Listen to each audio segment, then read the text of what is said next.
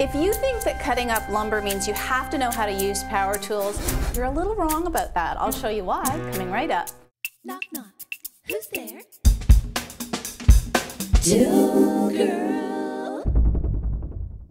You've probably seen one of these attractive painted saws with tool painting or folk art on them. And you know why there's more and more of these? People have figured out that inheriting their dad's old saw is a heartbreaker, okay?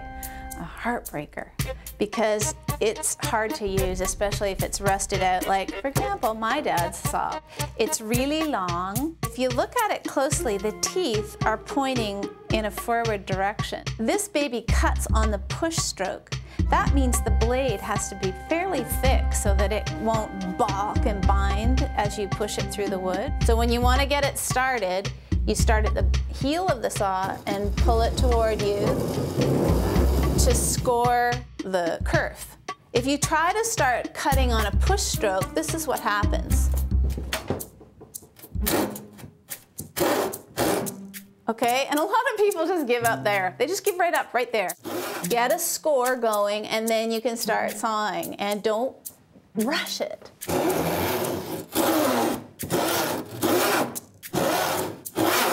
Okay, but a lot of people's carpentry careers end as soon as they try to use one of these saws for the first time. It's not helping necessarily that it's all rusted out and kind of crummy, okay? So you can put a little soap on the blade if you've got a really old one like this, or polish it up with some vinegar.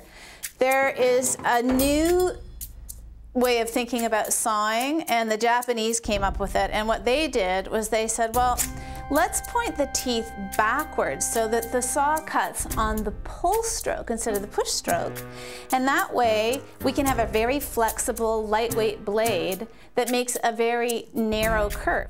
This is the curve of a traditional saw with its nice thick blade so it won't buckle. And then if you use a Japanese saw, you get this beautiful narrow curve. This one's a lot more efficient and easier to use. It's just easier. For me, it's faster too. It doesn't take a lot of upper body strength to push anything, you're just pulling.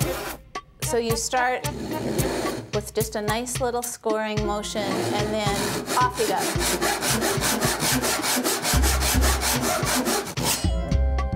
It's like pulling Excalibur from the rock, isn't it?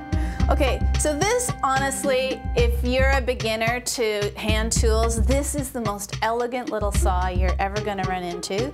And as I said, they're lightweight, they're about 30 bucks, they're really fun to use.